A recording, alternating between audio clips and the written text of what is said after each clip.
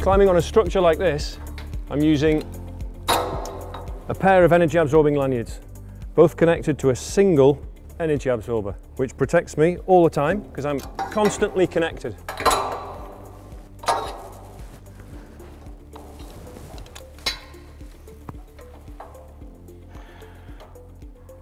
Once I arrive at the workplace, then the first thing I need to look for are suitable anchor points. I need to look carefully that they're not too low. This one's maybe a little bit low. Any lower than this, these anchor points are going to increase fall distance and potential of hitting obstacles beneath me. So I'm going to look for something a little bit higher. An anchor like this one is not ideal because it's not loading the connector properly. At the same time, diagonal anchor points where the connector might slide are also not suitable.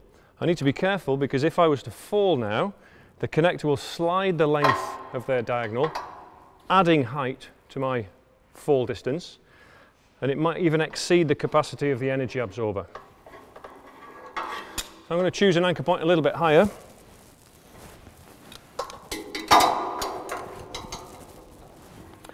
And there's a good one on here.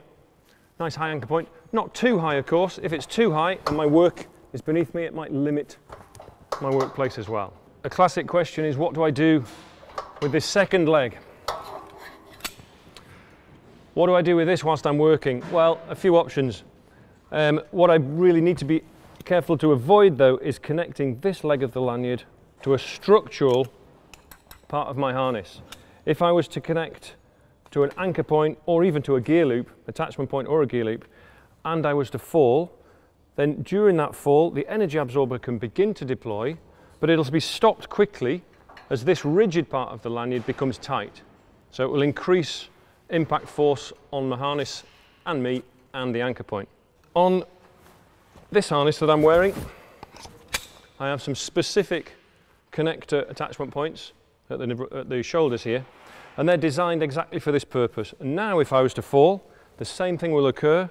I'll get a partial deployment of the energy absorber until it becomes tight, and this connector then comes out automatically of these parking points and allows the energy absorber to deploy properly.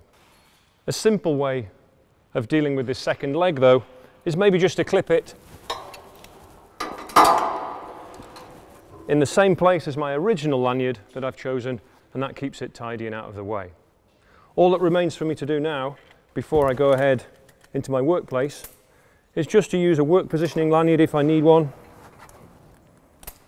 I can adjust this till it's the right length, and completing my job.